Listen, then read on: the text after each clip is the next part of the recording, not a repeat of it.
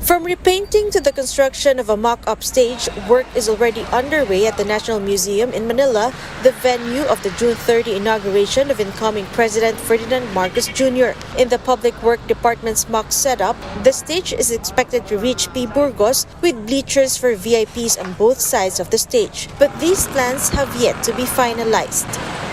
We are already on the stress out point to finish the work ahead.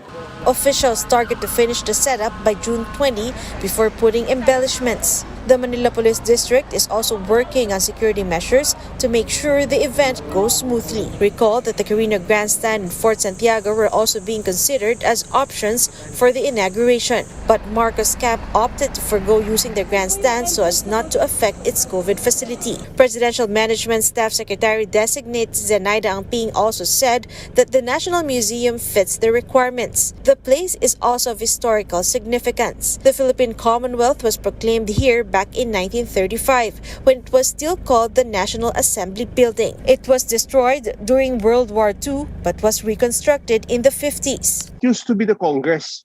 That used to be the legislative building. Ferdinand Marcos Jr. to use the National Museum. I think he was basically following tradition. His father, the late dictator Ferdinand Marcos Sr., also worked in the building as Senate President from 1963 to 1965, back when it was still the legislative building. For News 5, Marlene Alcaide, we are One News. Mr. Marcos would have wanted the historic grandstand as venue for his inauguration. This was where his father, the late dictator Marcos Sr., took his oath in 1965 and then again in 1969. But the venue is currently being used as quarantine facilities for COVID-19 patients. Formerly called the Independence Grandstand, it has been the traditional venue for inaugurations. But the National Museum is no less historic. In 1935, Commonwealth President Manuel Quezon was inaugurated here. Jose P. Laurel also took oath here as the president of the Japanese-sponsored republic in 1944. Succeeding presidents also took their oaths as president in other places.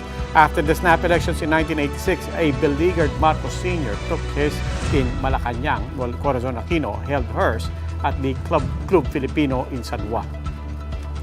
Joseph Estrada, meanwhile, chose Barasoin Church in Malolos, Bulacan in 1998. Gloria Macapagal Arroyo held the ceremony in two venues in 2004, at the Carino Grandstand in Manila and then in Cebu, to express gratitude to the Cebuano vote that got her the top seat. The last two presidents, the late Noynoy Aquino and outgoing President Rodrigo Duterte, held their inaugurations at the Carino Grandstand and Malacanang, respectively.